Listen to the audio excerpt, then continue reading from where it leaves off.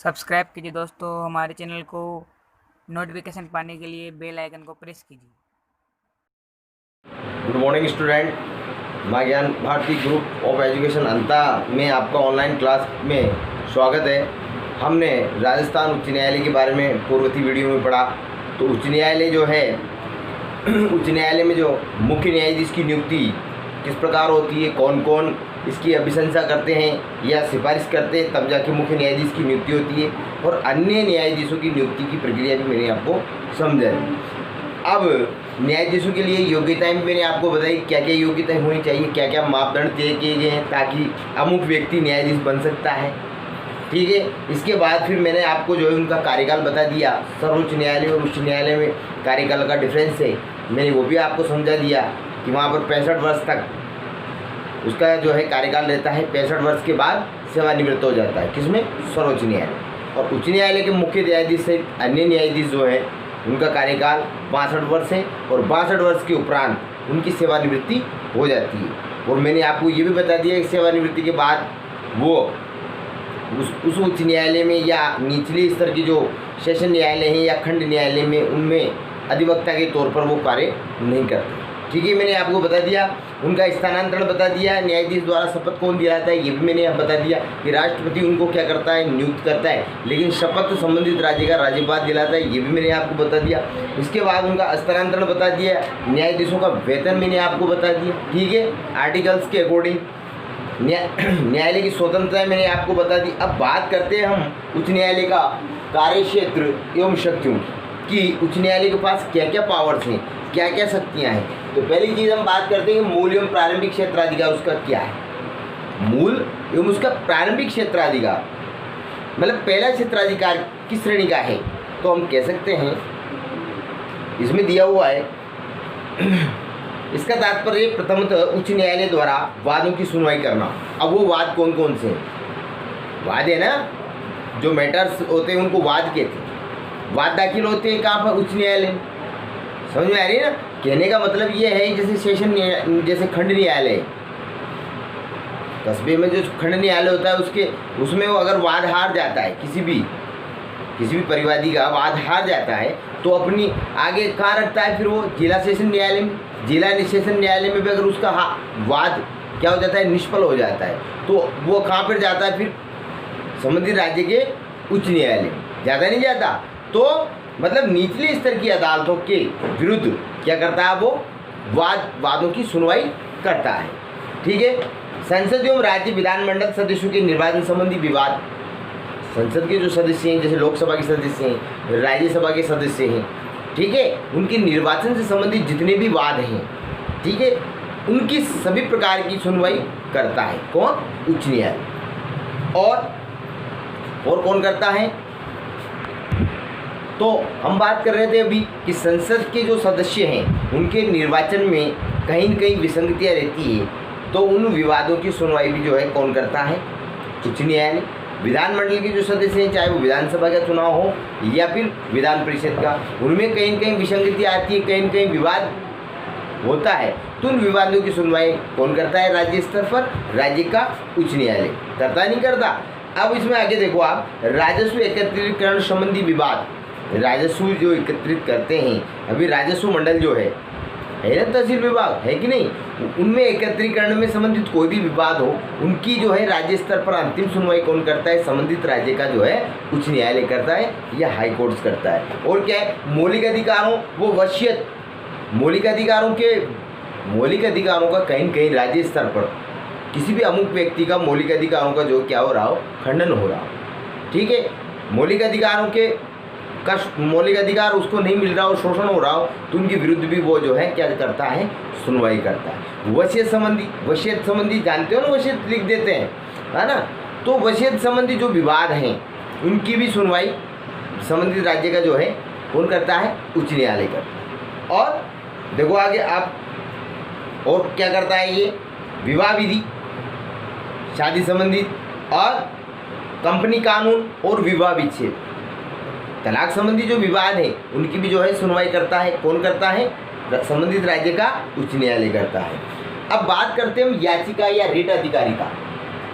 Writ या याचिका, अधिकारिता, उसके पास अधिकार है, मतलब रिट को ग्रहण करने का।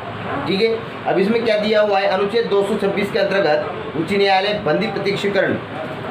देखो राज्य का उच्च न्यायालय क्या करता है, आर्टिकल 226 के अनुसार 226 के अनुसार जिस प्रकार सर्वोच्च न्यायालय मौलिक अधिकारों का गारंटर है कि नहीं, सर्वोच्च न्यायालय किसका गारंटर है, आर्टिकल 32 के तहत सर्वोच्च न्यायालय है कि नहीं, मौलिक अधिकारों का, मूल अधिकारों का क्या है, मूल अधिकारों का रक्षक है, पहरेदार है, मूल अधिकारों का क्या है, रक्षक है, पहरेदार है।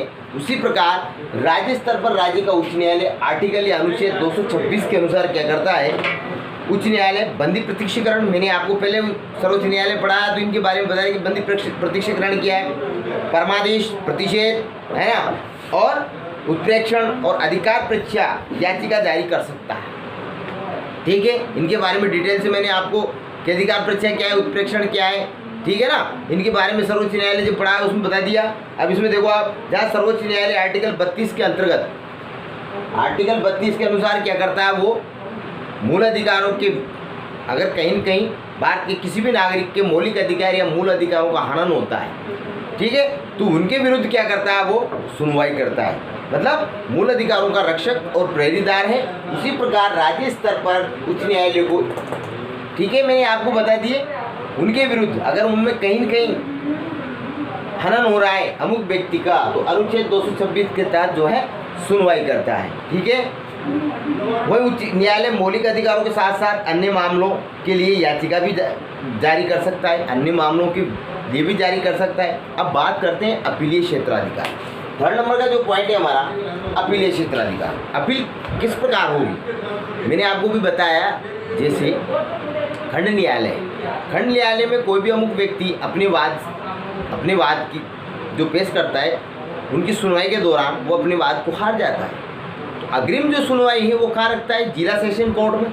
जिला सेशन कोर्ट में भी अपनी वाद क्या कर देता है, वो उसका वाद निष्फल हो जाता है या हार जाता है, तो अंतिम रूप से राज्य स्तर पर वो अपने वाद को कहाँ दायर कर सकता है, उच्च न्यायालय के अंदर। तो उच्च न्यायालय को अपील सुनने का क्षेत्राधिकार है। बात समझ आई मेरी, ये जो पॉइंट पढ़ रहे हैं हम, अपीलीय क्षेत्राधिकार। अंतिम राज्य स्तर पर अंतिम अपीलीय न्यायालय क्या है, संबंधित राज्य का उच्च न्यायालय। और अंतिम अपीलीय न्यायालय तो उसको कहते हैं अपन, सर्वोच्च न्यायालय को कहते नहीं कहते, जो केंद्रीय न्यायालय है। ठीक है ना, अब इसमें देखो आप, उच्च न्यायालय के अपीलीय क्षेत्राधिकार को निम्न भागों में बांट सकते हैं। सिविल अपीलीय क्षेत्राधिकार, सिविल क्षेत्र के कौन कौन, आयकर के संबंधित जितने भी विवाद हैं उनकी सुनवाई, उनका अंतिम अपीलीय कौन है, राज्य स्तर पर संबंधित राज्य का उच्च न्यायालय।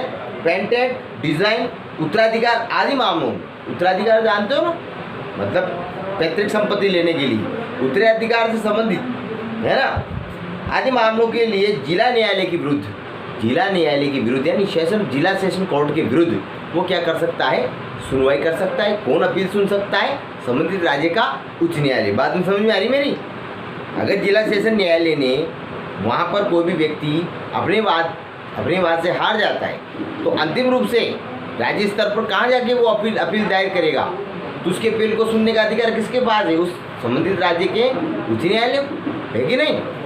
आगे देखो, आपराधिक अपीलीय क्षेत्राधिकार, अपराधों के प्रकरण के समक्ष सुनने का अधिकार भी है। जब अपराधी को सेशन न्यायालय ने 4 वर्ष के लिए कारावास का दंड दिया हो, जिला सेशन न्यायालय ने, जिला अदालत ने, उसको अपन सेशन न्यायालय कहते हैं।